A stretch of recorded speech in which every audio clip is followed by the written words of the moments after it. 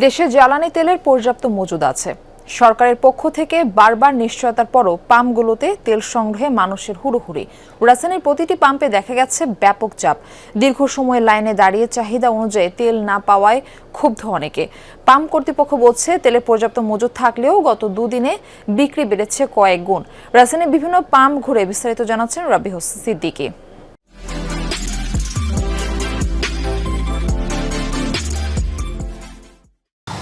ভোর থেকেই জ্বালানি তেলের জন্য পাম্পগুলোতে দীর্ঘ লাইন।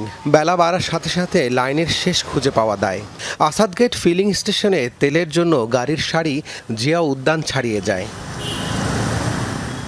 চালকরা বলছেন তেল না পেলে গাড়ির চাকা বন্ধ হয়ে যাবে, তাই কেউ কেউ সেহরির পর থেকেই পাম্পে তেলের অপেক্ষায়।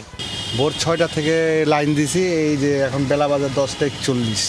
এখন তো তেলের ডিপো পর্যন্ত পৌঁছতে পারি না। পাম্পওয়ালা যারা তারা তো পুরো ক্রাইসিস দেখাইতেছে।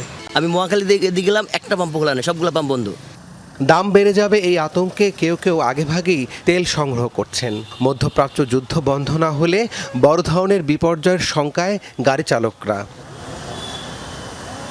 দীর্ঘ সময় লাইনে দাঁড়িয়ে যখন কাঙ্ক্ষিত তেল পাওয়া যায় তখন চালকের মুখে যুদ্ধ জয়ের হাসি। যদিও চাহিদা অনুযায়ী তেল যথেষ্ট নয় বলে দাবি তাদের। এটা ঠিক আছে, একটু লাগতেছে, কষ্টের পরে তো পাওয়ার পর একটু স্বাভাবিক যা লাগে আর কি, হ্যাপি সেটুকুই।